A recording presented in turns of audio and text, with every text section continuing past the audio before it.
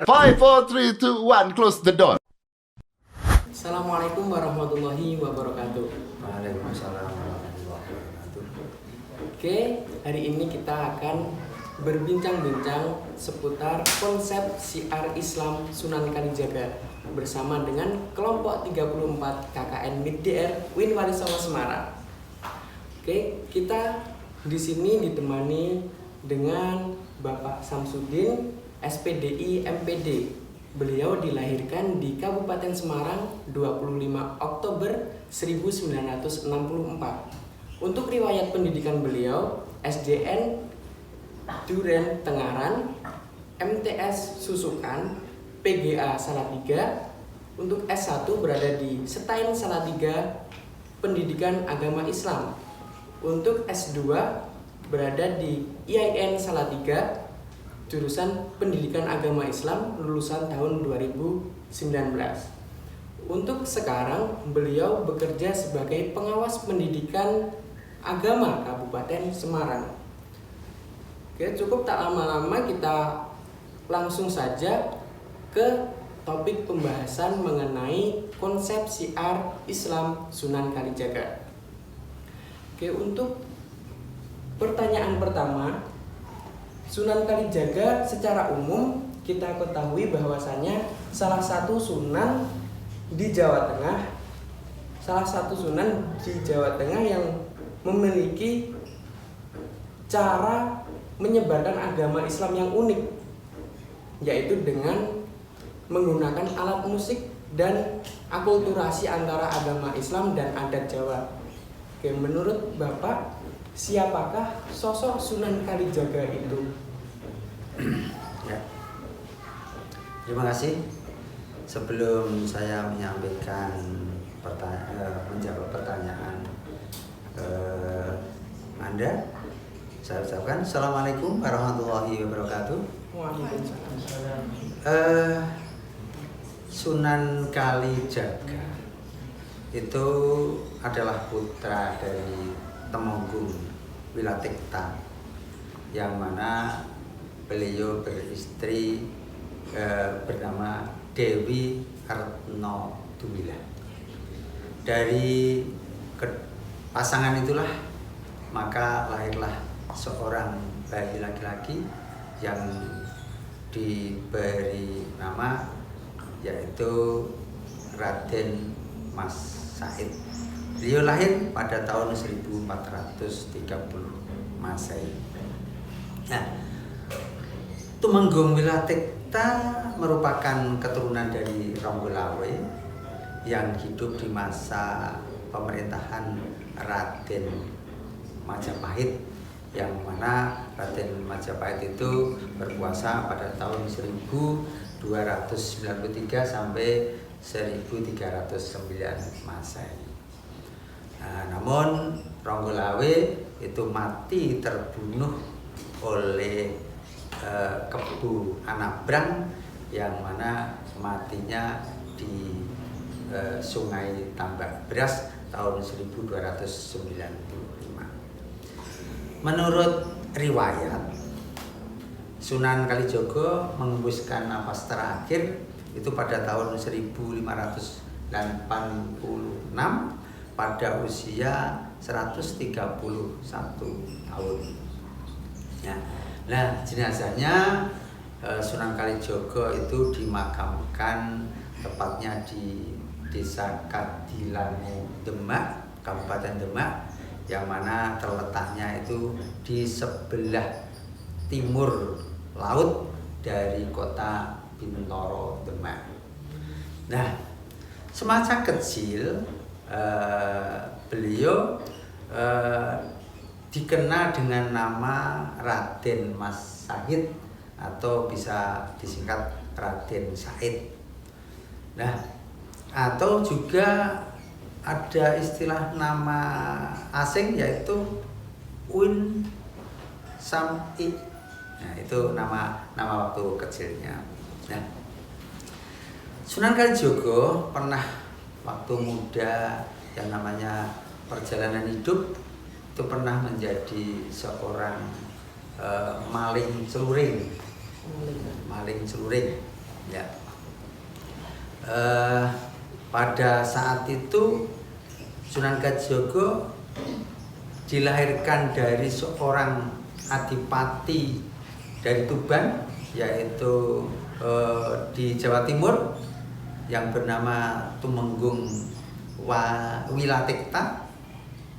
Tentu saja merupakan satu kedudukan yang sangat terhormat karena beliau dari kalangan adipati yang mana kekuasaannya kalau sekarang itu hampir sama dengan kepresidenan. Ya, tapi waktu itu kerajaan kecil lah, di bawah naungan kerajaan Majapahit. Nah, pada waktu itu Raja Majapahit itu di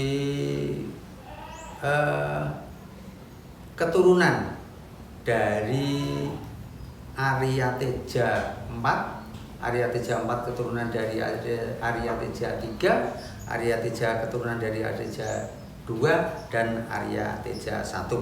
Nah, Arya Teja I itu adalah putra dari Arya Adikarya atau yang bernama terkenal dengan nama Ronggo Lawe, yaitu seorang pendiri kerajaan Majapahit. Pendiri kerajaan Majapahit. Ketika Raden Syahid di Tuban, keadaan sedang surut, artinya itu ekonominya menurun, beban upeti yang harus ditanggung oleh kerajaan pada Kadipaten pada waktu itu sangat berat, dan apalagi pada saat musim kemarau tiba itu masyarakatnya sangat banyak yang kekurangan, maka Raden Syahid memilih menjadi celuring yang tadi saya sebutkan depan, yaitu menjadi maling celuring. Nah, maling celuring itu dia gunakan untuk masyarakat kaum bawah atau masyarakat miskin, bukan untuk dirinya sendiri. Nah, dia mula-mula yang di maling celuring itu adalah justru harta milik kadipaten itu sendiri, milik kadipaten sendiri, dan setelah itu secara diam-diam diberikan kepada fakir miskin, dan fakir miskin tidak tahu, loh ini kok ada harta benda atau bahan-bahan makanan yang ada di sekitar kita, itu dari mana, tidak tahu. Nah, tidak tahu. Karena memang diberikan juga dengan diam-diam. Tapi lama-kelamaan akhirnya perbuatan dari Sunan Kalijaga itu diketahui oleh penjaga. Nah, karena diketahui oleh penjaganya, maka akhirnya tertangkap. Karena tertangkap, maka dibawalah Sunan Kalijaga itu atau Raden Syahid Mas Syahid itu dibawa ke hadapan sang ayahnya. Di sana akhirnya karena malu membuat nama baik kadipaten itu tercoreng, maka akhirnya dihukum, dikeluarkan dari lingkungan kadipaten, ya. Tetapi oleh Raden Mas Syahid tidak berhenti, tetap melakukan maling celuring lagi, iya. Bahkan yang dimaling, kalau kemarin itu di tempatnya kadipaten atau katakanlah milik harta benda dari kadipaten, sekarang merambah ke tempatnya orang-orang yang kaya. Keluarga. Iya, orang masyarakat yang kaya itu dia ambil hartanya dan diberikan juga kepada masyarakat yang miskin tadi. Nah, karena sudah berkali-kali, akhirnya dihukum lagi. Hukumannya sekarang lebih berat. Kalau tadi hanya dikeluarkan dari kadipaten, sekarang dikeluarkan dari yaitu dari Tuban. Dari Tuban. Iya, dari Tuban. Nah, Nah, karena dikeluarkan dari Tuban itulah maka beliau Raden Mas Sahid itu keluar dan bertempat tinggal di hutan. Di hutan, karena memang dulu kan banyak sekali hutan-hutan yang ada di sekitar Tuban dan sekitarnya. Nah, hutannya itu yaitu namanya hutan Jatiwangi. Nah, ketika beliau tinggal di hutan Jatiwangi, dia menanggalkan nama Raden Mas Sahid itu berubah menjadi nama yaitu Branda Lokajaya. Dia merubah ini karena ya mungkin hatinya yang sangat kuat untuk memperjuangkan rakyat itu, dia tetap melaksanakan kegiatan maling curing yang digunakan untuk membantu para kaum fakir miskin. Nah, pada suatu saat ketika itu beliau bertemu dengan Sunan Bonang. Sunan Bonang itu seorang wali juga. Dia punya keistimewaan yang sangat hebat. Nah, pada saat itu Sunan Bonang memegang sebuah tongkat. Tongkatnya dilihat oleh Raden Mas Sahid itu seolah-olah seperti emas. Nah, seperti emas. Maka karena dia memang sudah punya etika dalam hati ingin memperjuangkan rakyatnya, otomatis dia mau mengambil itu dengan tujuan akan diberikan kepada fakir miskin. Tapi oleh Sunan Bonang tidak boleh, terjadilah perebutan antara Sunan Bonang dengan Raden Mas Sahid dan akhirnya jatuh tersungkurlah Sunan Bonang. Nah, pada saat itu Sunan Bonang menangis.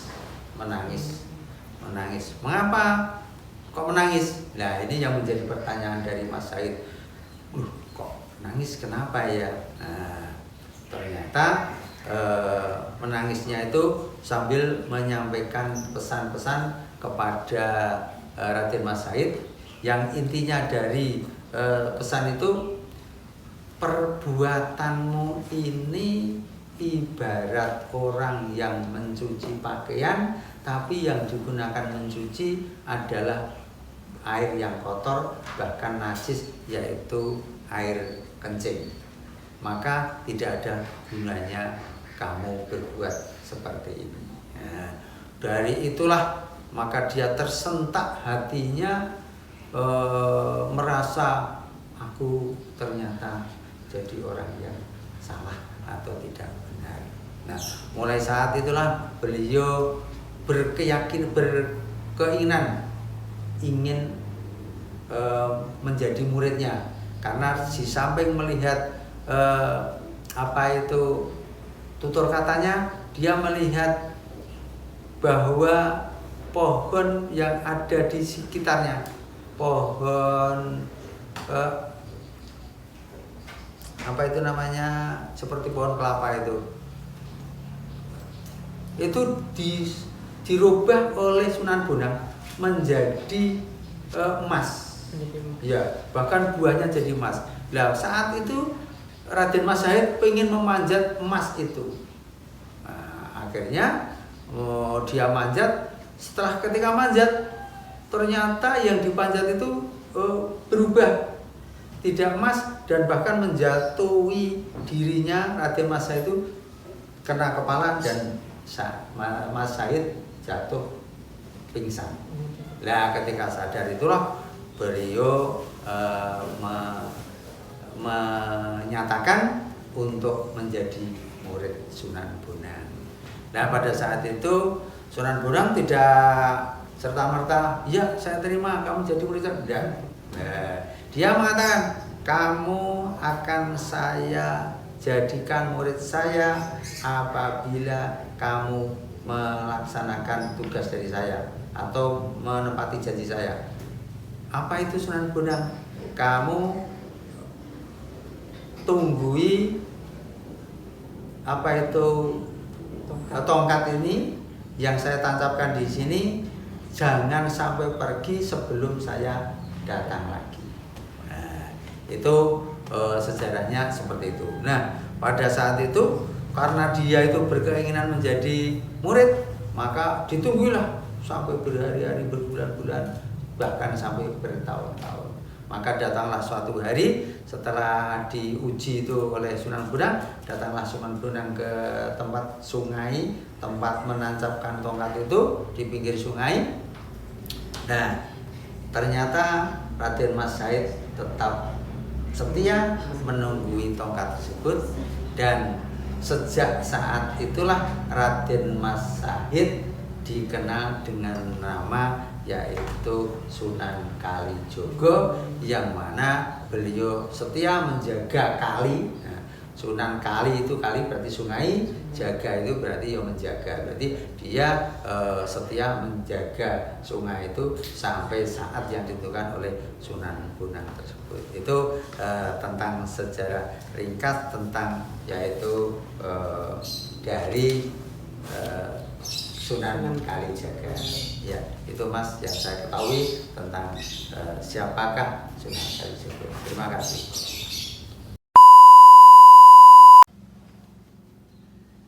Untuk pertanyaan kedua, secara umum dari masyarakat, dari pemuda itu taunya Sunan Kalijaga ini menyebarkan agama Islam, caranya berbeda dengan sunan-sunan lainnya, ya Pak. Sunan Kalijaga ini mengajarkan agama Islam dengan kesenian dan akulturasi antara budaya Jawa dengan ajaran agama Islam. Untuk itu, bagaimana metode yang beliau gunakan ini yang secara rinci saat menyebarkan ajaran agama Islam di masa dahulu? Terima kasih.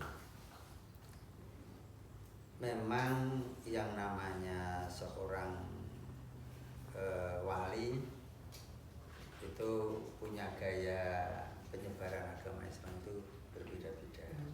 Dari wali 9 itu kan, itu kan memang banyak sekali metodenya. Nah, kalau Sunan Kalijaga itu memang punya sistem atau cara dalam menyampaikan ajaran agama Islam di tanah Jawa itu sangat unik dan dapat diterima oleh masyarakat Jawa.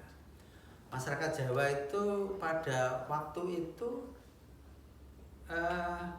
agamanya adalah Hindu. Ya, Hindu. Nah, karena agamanya Hindu itu, maka beliau mengajarkan agama yang disenangi itu apa di masyarakat itu.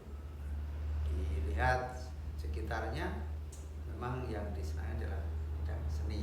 Dan memang seorang Sunan Kalijaga adalah menguasai tentang seni. Nah, yang digunakan itu antara adalah dengan menggunakan metode memerankan wayang kulit, terutama wayang kulit. Wayang kulit itu merupakan tradisi di zaman waktu itu di masyarakat Jawa senang dengan senian wayang. Nah, oleh Sunan Kalijaga ketika beliau menyampaikan atau sedang pentas seni, itu banyak sekali pengunjung.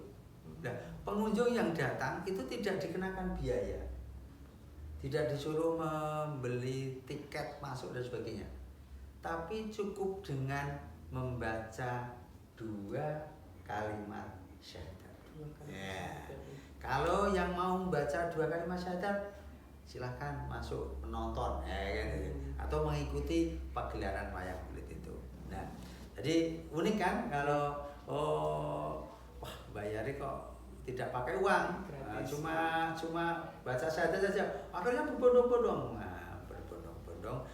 untuk mengikuti atau melihat dari pagelaran wayang kulit itu. Nah, kemudian di dalam memerankan wayang kulit itu beliau mengangkat tokoh-tokoh legendaris kepahlawanan, yaitu dari tokoh yang dinamakan Pandowo dan Kurawa itu. Pandowo ya. Pandowo itu kan kita ketahui bahwa Pandowo itu jumlahnya 5 ya. 5.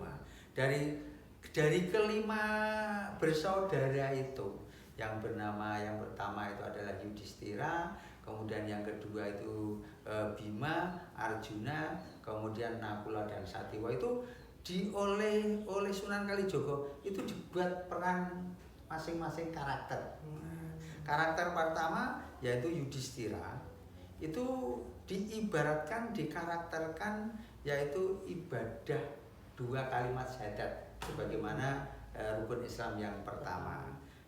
Sehingga yang namanya Yudhistira itu diberi atau memiliki azimat yang namanya azimat Kalimasodo. Azimatnya azimat Kalimasodo, yang mana dengan azimat itu dia tidak berani, musuh itu mau maju itu tidak berani, ditakuti oleh musuh, dan bisa menjadikan negara Astina itu aman tentram dengan adanya azimat Kalimasodo itu. Nah, kemudian yang kedua yaitu tokoh yang kedua itu namanya Bima. Kalau tadi Kalimasodo sebagai azimatnya, yang sekarang terkenal dengan nama 2 kalimat syahadat itu. Nah, ya.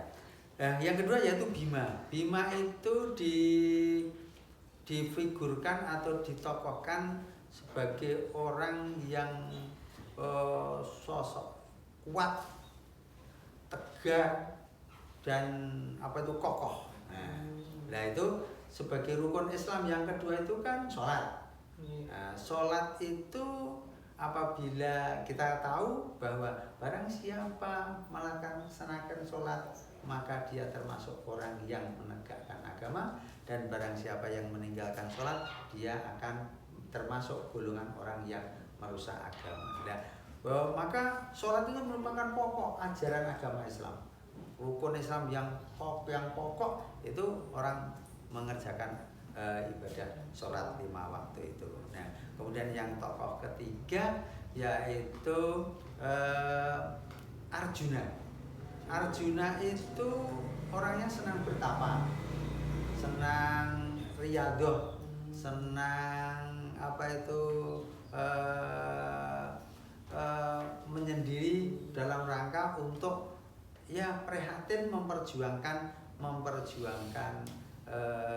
umatnya, yaitu kalau diibaratkan dengan rukun Islam yaitu berpuasa, baik itu puasa sunnah maupun sholat wajib, yang terutama adalah puasa Ramadan.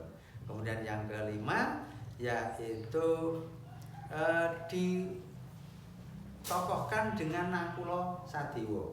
Nakula Sadiwo itu ibaratnya adalah ibadah, yaitu ibadah zakat dan ibadah puasa, yang mana masing-masing juga merupakan satu ajaran yang harus kita laksanakan. Itu dalam membuat cerita pewayangan itu dikaitkan dengan ajaran Islam itu, sehingga masyarakat pada saat itu sangat senang mendengarnya dan bisa menerimanya. Oh, ternyata Islam itu seperti itu. Nah, itu cara yang pertama yang digunakan atau yang dilaksanakan oleh Sunan Kalijaga. Kemudian ada cara lain. Nah, juga cerita atau lakon wayang yang namanya Dewa Ruci. Ya, lakon Dewa Ruci itu diibaratkan pada saat itu adalah Bima itu sedang melakukan introspeksi diri. Ya,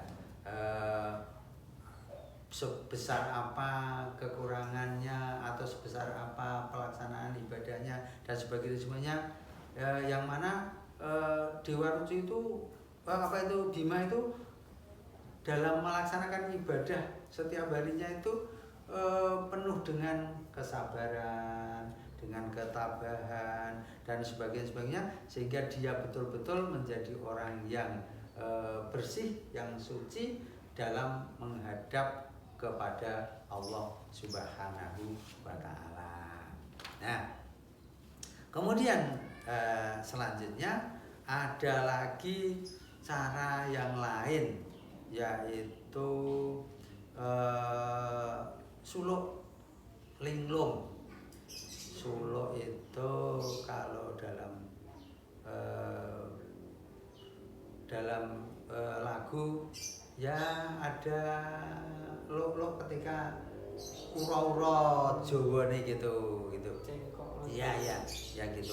Nah itu memang beliau senang, memang jiwanya seni, sehingga banyak menciptakan cerita wayang, kemudian juga suluk. Nah itu yang mana di sana itu kalau kita baca bunyinya begini: ling lang linglung pansang mendo luwih Buddha tejo tekute sarira upamaaken ing sanese wonten sujalma luhung putra Tuban Raden Sahid duk sepuh nama Sunan Kalijaga sampun langkung simban Hyang Sukma ingkang sampun dadi keramating Hyang Widi mijil saking asmara. Nah, suluk ini artinya kalau kita artikan atau kita arti dari kata-kata tersebut, linglang linglung bukanlah dapat dikatakan orang hebat, keinginannya yang kuat serta tekad batinnya bila dibandingkan dengan yang lainnya. Ada manusia berdarah luhur putra Tuban Raden Sahid waktu tua bergelar Sunan Kalijaga, rupanya sudah lebih dulu mendapat anugerah kasih sayang Tuhan Allah pencipta nyawa yang sudah menjadi kemudian Tuhan yang terpilih keluar dari kasih sayang Allah Subhanahu wa Ta'ala. Ini kalau diterjemahkan dengan bahasa Indonesia seperti itu. Lah, analisanya atau maksud dari suluk itu adalah mengandung nilai moral yang diambil dari suluk linglung, yaitu perjalanan spiritual dari Sunan Kalijaga ketika berakhlak kepada Allah, kemudian berakhlak kepada Nabi Muhammad, dan berakhlak kepada dirinya sendiri. Kalau berakhlak kepada Allah bagaimana? Kita karena hamba Allah maka taat beribadah pada Allah. Karena kalau kita akhlak kepada Nabi Muhammad, maka kita selalu melaksanakan perintah dan ajaran atau sunnah Rasul. Dan akhlaknya kepada diri kita, karena kita sebagai hamba Allah, kita harus merendahkan diri kita, jangan sampai sombong, takabur dan sebagainya. Nah, di samping itu juga ada menciptakan sebuah lagu. Lagunya itu judulnya Lir Ilir. Mungkin mas-mas kakak ini pernah mendengar atau mungkin pernah melakukannya. Nah, Lir Ilir ini juga diciptakan oleh Sunan Kalijaga yang berarti ngelilir. Ngelilir itu bahasa Jawa. Kalau arti bahasa Indonesia adalah bangun. Nah, bangun dari tidur. Supaya kita itu jangan terlena. Maka kalau yang sering tidur terlalu lama harus ngelilir ya. Harus ngelilir. Nah, liriknya begini. Kalau agak dilakukan sedikit mungkin tidak betul, leriler leliler tandure wis sumilir tak ijo royo-royo tak senggo temanten anyar cangon cangon penekno blimbing kuwi lunyu-lunyu yo penekno kanggo baso dodo tira kumitir benda ing pinggir Dondomono Jumatono kanggo sepo mengko sore mumpung padang rembulane mumpung jembar kalangane ya surah surah itu kira-kira seperti itu karena saya bukan penyanyi nyanyinya juga seperti itu. Nah itu mengandung makna atau filsafat bahwa lagu lirik itu diciptakan untuk menggugah atau menyadarkan masyarakat yang ada di sekitarnya, yaitu terutama kaum muslimin muslimat yang ada di Jawa Timur waktu itu supaya bangkit, bangun tidur terus untuk apa? Berzikir. Iya, berzikir. Jangan terus tidur terus. Tidur itu akan merusak tatanan itu. Oh, waktunya sholat, enggak sholat malah tidur, itu kan berarti merusak. Nah, disuruh bangun supaya menjalankan perintah-perintah Allah, yaitu rukun Islam yang 5, dimanapun Anda berada, kapanpun dalam keadaan bagaimanapun. Jadi yang namanya zikir kepada Allah itu tidak pandang waktu, tidak pandang tempat, tidak pandang siapa. Tapi semua orang yang beragama Islam harus melaksanakan ibadah tersebut. Nah, kemudian yang berikutnya yaitu masih ada lagi, memang banyak sekali karya-karya atau ciptaan-ciptaan dari Sunan Kalijaga, yaitu ada kidung rumeksa ing wengi. Nah ini juga memang bahasa Jawa itu sangat itu banyak sekali jenisnya, sehingga kalau kita belajar bahasa Jawa kadang mungkin malah lebih sulit dari bahasa Inggris dan bahasa Arab ya. Nah, kidung rumeksa wengi yang diciptakan dari Sunan Kalijaga untuk berdakwah juga merupakan doa. Karena kidung itu artinya kan doa. Jadi doa memanjatkan kehadirat Allah, terutama kan di sepertiga malam hari. Jadi anda ini kalau mau sukses, mau bisa menjadi orang yang berhasil di bidang apapun, itu harus mau bangun tengah malam untuk berdoa memohon kepada Allah Subhanahu wa taala. Yang mana kidung itu antara lain liriknya itu begini. Ana kidung rumeksa ing wengi, teguh hayu lumputa ing lara. Luputa bilahi kabeh, jim setan datan purun penuluhan lan tan ana wani. Miwah panggawa kala gunaning wong luput geni atemahana tirta maling aduh tan ana ngarah ing mami guna duduk pansirna. Nah, maksud dari kidung rumeksa wengi itu antara lain adalah bahwa doa untuk melindungi diri kita, keluarga kita, masyarakat kita itu supaya terhindar dari segala kejahatan, baik itu kejahatan manusia, kejahatan dari jin, kejahatan setan, dan dari segala wabah penyakit.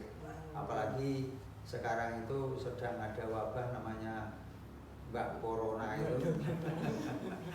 Itu kan sangat mewabah sekali itu. Nah, ini kita bagaimana supaya kita tidak terjangkit penyakit dari wabah itu, maka kita seringlah berzikir, mendoa kepada Allah Subhanahu wa taala.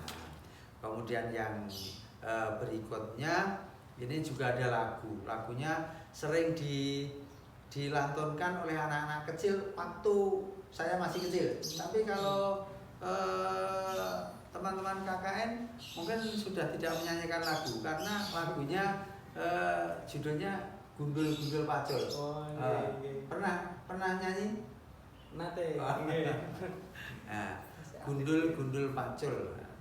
Nah, orang yang dari Jawa tahulah, tapi kalau yang berasal dari luar Jawa apa itu gundul kan tidak tahu ya. Ya. Gundul-Gundul Pacul itu apa itu kan. Nah, itu juga mengandung makna yang sangat dalam itu. Karena di sana itu kalau dibacakan begini. Gundul pacul cul gemblelengan. Nah, biasanya ketika saya masih SD, saya ingat sekali. Itu disuruh nyanyi di depan kelas, disuruh nyanyi oleh Pak Guru sambil memperagakan. Nah, gundul itu kan kepala, maka disuruh megang kepalanya. Gundul pacul cul gemblelengan. Nah, seperti itu. Dilanjutkan nyunggi wakul kul gemblelengan wakul glimpang segane dadi salatan wakul glimpang segane dadi salatan. Nah, walaupun kelihatannya itu seperti itu sepele, tapi itu maknanya sangat dalam sekali. Yaitu makna yang terkandung di dalam lagu juga yaitu kepala gundul kan kepala. Nah, gundul berarti yang pelontos. Gundul kepala yang tidak ada rambutnya itu namanya gundul, gitu. Nah, kemudian kalau mahkota itu kan rambut ya, rambut itu kan mahkota. Sehingga kalau kepala kita itu kalau tidak ada rambutnya kan ya kelihatan tidak ganteng ya. Nah, Mas siapa namanya? Faisal. Mas Faisal kalau dicukur gundul bagaimana? Mestinya ya tidak seganteng sekarang ini. Tapi karena tumbuh mahkotanya maka bisa ganteng. Ya. Kepala pelontos tanpa rambut. Nah, kemudian kepala itu kan lambang kehormatan. Lambang kehormatan itu adalah kepala kita. Apalagi diberi mahkota itu kan tambahan. Sementara rambut adalah mahkota lambang keindahan dari kepala itu. Dengan demikian gundul itu adalah artinya kehormatan yang tidak ada mahkotanya. Kalau tidak ada mahkota berarti kan kehormatan itu ibaratnya kan hilang gitu. Nah, pacul itu kalau yang rumahnya di desa itu ada yang punya. Pacul itu lempengan besi bersegi 4 itu yang ada tangkainya itu bisa digunakan untuk mencangkul. Nah, itu cangkul namanya. Tapi juga mengandung arti itu biasanya dipakai oleh petani, orang-orang kampung atau rakyat miskin. Nah, di sana kalau pacul itu ibaratnya pacul. Barang 4 itu jangan sampai ucul gitu. Lah 4 itu apa? Iya, bisa diartikan seperti itu. 4 pacul. Pacul itu barang 4 jangan sampai ucul. Apa itu? 4 itu yaitu penglihatan, penciuman, kemudian ucapan dan pendengaran. Lah, seorang pemimpin itu harus memegang teguh 4 hal itu. Seorang pemimpin harus mendengarkan saran atau usulan dari rakyat, harus melihat yang namanya keadaan rakyat seperti apa yang dibutuhkan. Kemudian mencium bau yang kurang enak, yang kurang baik harus kita aspirasi. Kemudian juga ucapan seorang pemimpin itu harus baik dan sebagai teladan harus jujur dan sebagainya, jangan sampai menyakiti oleh orang lain. Nah, kalau 4-4-nya itu tidak dipegang teguh oleh kepala seorang pemimpin sing gundul tadi, karena dia tidak punya mahkota, maka hancurlah yang tadi disebutkan wakul jumplang. Artinya apa yang diusahakan itu akan hilang, dan apa yang sudah diperoleh bahkan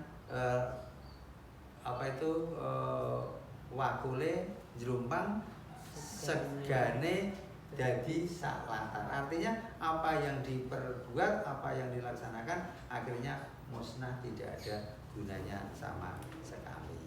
Nah, itu antara lain tentang perjuangan Sunan Kalijogo dalam mengajarkan agama Islam dengan berbagai cara. Yang terakhir yaitu beliau dengan cara grebek maulud atau kegiatan keagamaan yang mana di sana berada di halaman masjid yang waktu itu diadakan di halaman Masjid Demak.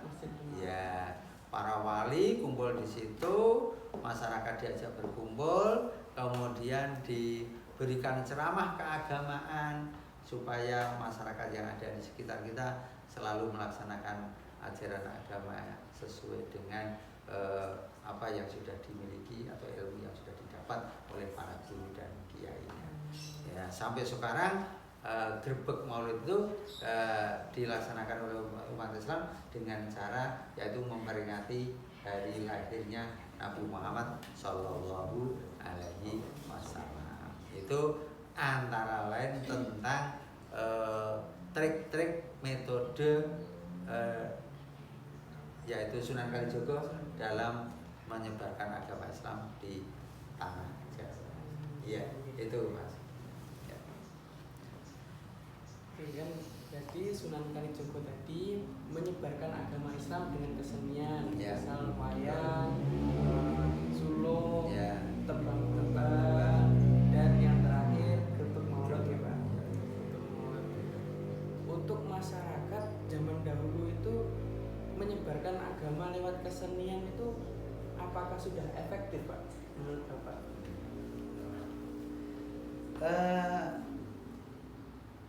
Menyebarkan agama Islam dengan teknik atau menggunakan seni itu menurut saya sangat efektif karena seni itu memang banyak sekali digemari oleh masyarakat kita. Tapi kan seninya itu masing-masing daerah mungkin berbeda-beda. Ada yang seninya itu wayang, terutama kalau wayang itu memang yang sudah usia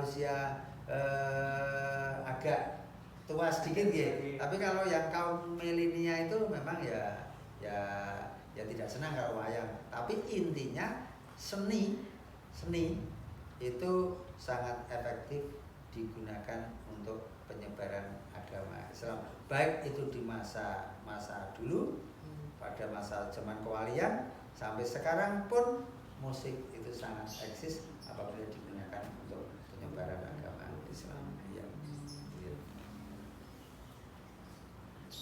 Untuk mengenai metode penyebaran agama Islam, apakah ada relevansi antara metode penyebaran agama Islam pada masa Sunan Kalijogo dan pada masa penyebaran agama Islam yang sekarang ini, Pak?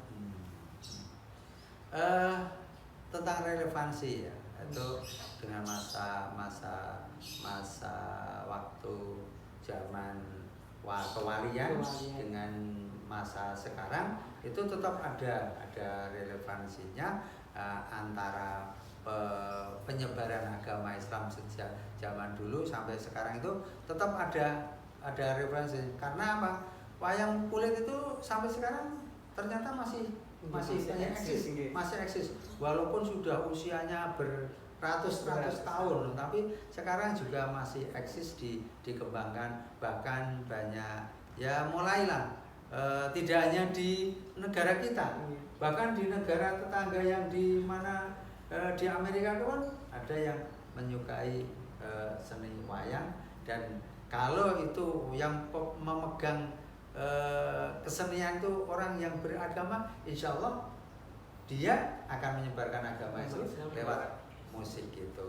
Maka saya berharap dari teman-teman mahasiswa ya jangan sungkan-sungkan belajar seni dan demi kemajuan agama kita. Ya.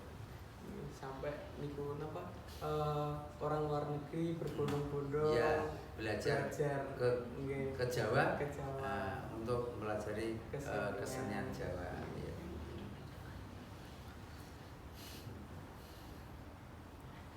Oke, untuk kan anak-anak zaman sekarang ini sering untuk belajar ya, masalah belajar ya Pak. Ya. Masalah belajar kan sering menggunakan gadget, menggunakan laptop, internet dan lain-lain. Terus apakah generasi muda hari ini mengetahui terkait metode penyebaran Islam pada masa dahulu gitu Pak? Kan dulu pakai kesenian, tanpa mengetahui internet dan lain-lain gitu. Menurut saya anak-anak milenial sekarang itu malah justru lebih mudah belajar atau mencari pengetahuan tentang apapun dengan adanya alat yang namanya gadget. Iya, internet.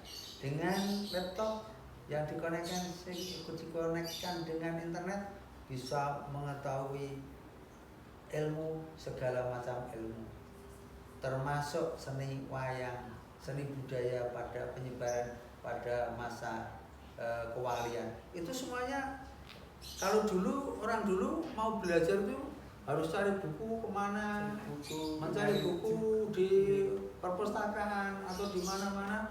Mungkin tidak ketemu perpustakaan sini, pindah ke perpustakaan yang lain, atau mencari toko buku satu ke toko buku yang. Sekarang tinggal pencet, tik, tulis Wali Songo. Wah, sudah muncul semua. Mau belajar tentang wali siapa, bagaimana cara penyebarannya dan seterusnya.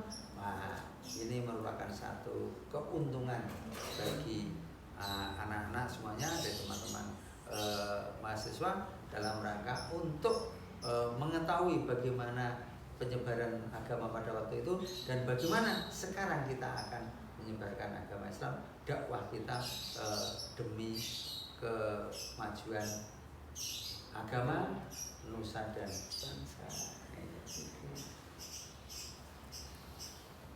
Untuk kontribusi anak muda zaman sekarang, karena kan nilai-nilai luhur zaman dahulu merubah dari agama Hindu ke agama Islam kan nggak mudah ya Pak? Nggak mudah.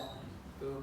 Untuk kontribusi agar dapat generasi muda ini mengenali dan tetap melestarikan nilai-nilai agama yang telah diajarkan oleh Sunan Kalijogo zaman dahulu itu, menurut Bapak gimana?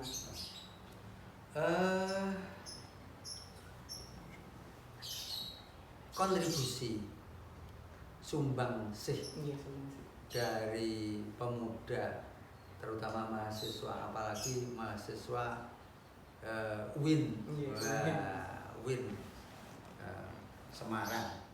Ini saya kira ya banyak hal yang bisa dilaksanakan, antara lain karena sudah tersedianya media elektronik yang tinggal pencet saja sudah bisa mengetahui ilmu-ilmu pengetahuan, baik itu tentang keagamaan, tentang ekonomi, tentang pembangunan dan sebagainya.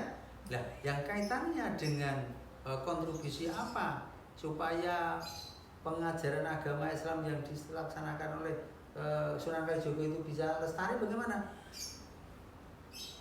Yang pertama, mahasiswa harus banyak belajar tentang Kewali Songoan ini, mengetahui sejarahnya. Seperti yang saya sampaikan depan, salah satu di antaranya dari Sunan Kalijogo, kemudian ada Sunan Bonang, ada Sunan Kudus, ada Sunan Ampel dan seterusnya, itu kita pelajari. Nah, sekarang mudah sekali mencari buku-bukunya, sehingga monggo teman-teman diajak semua bisa mengetahui sejarahnya seperti apa, perjuangan seperti apa. Dengan adanya mengetahui sejarah, maka nanti akan timbul rasa cinta, rasa bangga dan sebagainya, dan nanti akan terinspirasi. Oh, ternyata saya tuh harus memperjuangkan, melestarikan perjuangan dari para wali. Itu yang pertama. Yang kedua, dengan cara mengadakan seminar. Iya, bisa seminar di, kan sekarang ya seminar kalau sekarang mungkin dengan Zoom ya. Karena sedang pandemi. Tapi ketika belum masa pandemi atau nanti sudah pandemi, bisa dengan melaksanakan cara luring, artinya langsung bisa berhadapan, dan itu akan lebih baik karena bisa bertemu secara langsung. Nah, seminar-seminar itu terutama ya tentang membedah dari perjalanan sejarah para wali itu, sehingga dengan adanya demikian nanti kan otomatis tadi rasa perjuangan, rasa melestarikan, rasa ingin mengembangkan bahkan itu kan nanti akan tumbuh dengan sendirinya apabila kita mengadakan kegiatan-kegiatan yang seperti itu. Nah, kemudian juga yang berikutnya yaitu menjaga cagar budaya.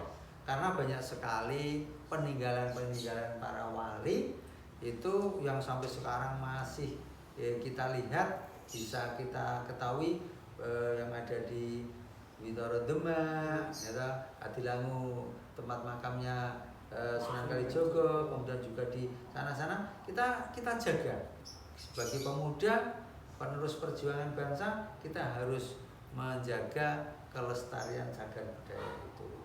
Maka jangan sungkan-sungkan kita sok-sok ini kalau refreshing malah justru ke pantai, ke hutan, itu kan malah ya sebetulnya ada sih manfaatnya. Tapi kalau ke tempat-tempat wali itu kan di samping kita ada nilai agama, religiusnya ada, juga kita menambah keimanan, ketakwaan kita, dan juga sekaligus nanti bisa menjaga, oh ini harus dijaga cagar-cagar budaya atau peninggalan-peninggalan sejarah yang perlu kita jaga supaya bisa kita wariskan kepada keturunan kita sampai besok akhir zaman. Nah, itu. Tapi sambil menyelam belajar, ya, betul. wisata religi, minum airnya dari informasi. Betul. Oke. Berikutnya ada pertanyaan Pak dari media sosial teman-teman itu.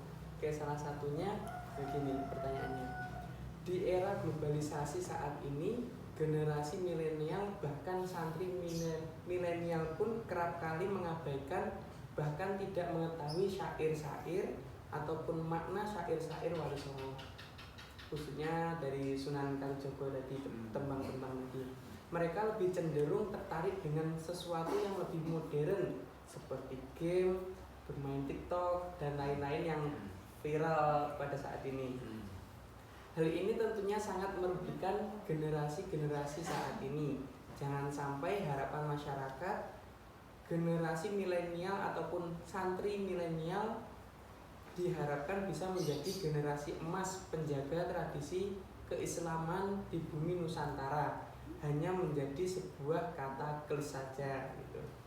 Menurut panjenengan, bagaimana menghadapi problem seperti ini dan bagaimana kita mengeksistensi syair-syair dari Sunan Kalijogo bukan hanya didengar dengan pujian-pujian setelah adzan, tetapi juga diimplementasikan dalam kehidupan di masyarakat sehari-hari.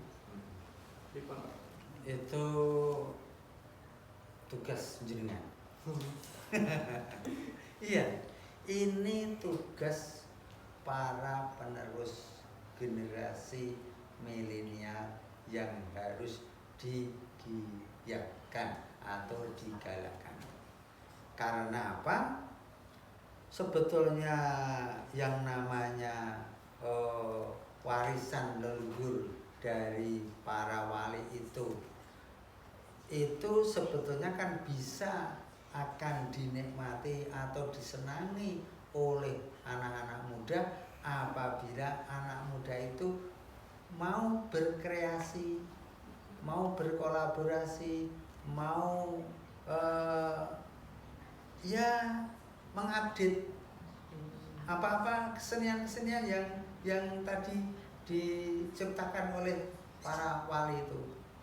Ya memang kan, ya contohnya memang sudah ada, seperti ada apa itu Nasidaria. Nasid itu kan juga sudah bisa kita dengarkan bahwa yang dilantunkan itu juga hasil dari karya para wali. Nah sekarang kita supaya anak-anak muda terus berkreasi, ya monggo kita bisa dialihkan ke musik-musik yang lain, misalnya musik pop atau musik rock dan sebagainya, jazz.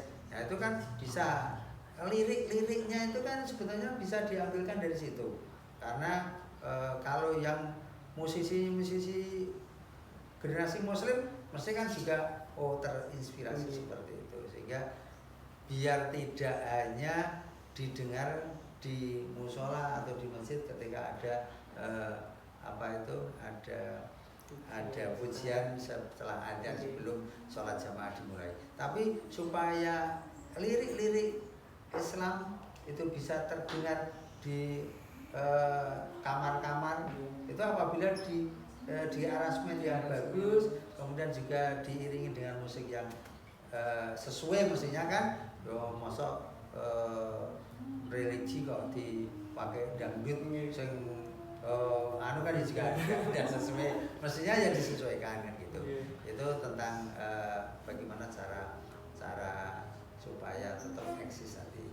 Kemudian yang berikutnya tadi banyak kita betul mengadakan penelitian, mengadakan seminar, mengadakan lokakarya, jangan hanya yang ekonomi terus, jangan ada yang lain, tapi tentang kebudayaan seperti ini juga harus kita gali melalui seminar-seminar yang nanti bisa menumbuh kembangkan rasa cinta kita terhadap lagu-lagu atau alunan-alunan yang telah diciptakan oleh para wali sejak zaman dahulu itu. Untuk pertanyaan yang terakhir ya Pak. Untuk pertanyaan yang terakhir ini pesan dari Bapak sendiri buat anak-anak muda zaman sekarang untuk menyikapi sejarah para wali itu seperti itu dan lain-lain, itu seperti apa Pak? Saya sebagai orang tua, karena saya punya anak juga seusia penjenengan semuanya, pesan saya yang pertama yaitu belajarlah dengan sungguh-sungguh. Gunakan waktumu sebaik-baiknya. Karena waktu itu tidak pernah akan kembali. Yang sudah dilewati sekarang, ya sudah. Kesempatan sudah lewat. Maka ketika panjenengan semuanya ada kesempatan untuk belajar, diberi kesempatan oleh orang tua, nah kamu belajar, maka gunakanlah waktumu untuk belajar sebaik-baiknya, yang akhirnya itu akan menjadi orang yang cerdas. Karena Anda ditugasi oleh orang tua untuk belajar di IAIN Wali Songo, Win Wali Songo, Win. Nah, maka nanti tidak hanya jadi orang yang cerdas, tapi menjadi orang yang bermartabat karena dilandasi dengan iman yang itu yang pertama. Yang kedua, setelah nanti atau sekarang pun pasti walaupun masih mahasiswa banyak tugas yang diberikan, baik itu dari mahasiswa, dari orang tua, dari dosen atau dari mana saja masyarakat, semua tugas yang diberikan maka harus dikerjakan dengan sebaik-baiknya, semaksimal mungkin sesuai dengan kemampuan diri Anda semuanya. Karena dengan melaksanakan tugas dengan baik dan benar, insya Allah nanti menjadi orang yang amanah, yang bisa membawa amanah kepada kebenaran atau kebaikan. Yang ketiga, nah apabila nanti sudah terjun di masyarakat, pasti ada kelompok, organisasi dan sebagainya. Jadi, apabila terjun masyarakat, maka jangan mementingkan kepentingan kelompok dan golongan. Jangan mementingkan diri sendiri, tetapi kamu sendirian semua harus mementingkan kepada kepentingan orang lain. Nah, kepentingan diri dan kelompok atau golongan itu susah, ego nantinya. Tapi kalau kepentingan bersama, kepentingan masyarakat, insya Allah itu akan menjadi orang yang bermanfaat. Kemudian yang berikutnya, kita sebagai orang yang beriman, bertakwa, maka harus kita melaksanakan perintah Allah dan menjauhi larangannya. Artinya jadilah orang yang muttaqin, benar-benar bertakwa kepada Allah Subhanahu wa taala, dan jadilah warga masyarakat yang atiiullah wa atiiur rasul wa ulil amri minkum, yang akhirnya terciptalah negara yang aman, damai, tentram dan sentosa. Dengan kata lain, baldatun thayyibatun warabun ghafur. Nah, itulah harapan saya kepada teman-teman KKN dari UIN Wali Songo. Semoga bisa terwujud dan besok telah menjadi generasi muda yang berprestasi, berhasil, manfaat bagi nusa, bangsa, dan agama. Saya kira itu yang bisa saya sampaikan. Ada kurang lebihnya mohon maaf. Tidak ada pertanyaan kan ini? Sudah habis kan? Nah, mudah-mudahan apa yang saya sampaikan bermanfaat. Tutur kata mungkin kurang pas, ya monggo nanti di bagaimana caranya penjiran bisa mengedit atau mengaturnya. Saya akhiri. Assalamualaikum warahmatullahi wabarakatuh. Waalaikumsalam. Oke, sekian kita belajar bersama-sama mengenai konsep syiar Islam pada masa Sunan Kalijaga. Oke, dari Sunan Kalijaga kita dapat petik dari mulai kecil itu menjadi maling, kemudian ketemu dengan guru Sunan Bonang, kemudian saking takdimnya Sunan Kalijaga ini kepada Sunan Bonang, beliau menjaga tongkatnya sampai bertahun-tahun, kemudian diangkatlah beliau menjadi Sunan Kalijaga, dan beliau mengajarkan dan menyebarkan agama Islam menggunakan kesenian seperti wayang, suluk, tembang, dan lain-lain. Mengenai kesenian, beliau sangat mahir di dalamnya. Untuk generasi muda zaman sekarang, ingat pesan jas merah, jangan melupakan sejarah. Bahwasanya sejarah itu merupakan fondasi bagi kita semua agar selalu ingat perjuangan pada masa zaman dahulu. Oke, sekian. Terima kasih Pak atas bimbingannya kepada teman-teman semuanya. Oke, sekian pembelajaran mengenai konsep syiar Islam Sunan Kalijaga pada hari ini. Wassalamualaikum warahmatullahi wabarakatuh. Waalaikumsalam. 5, 4, 3, 2, 1, close the door.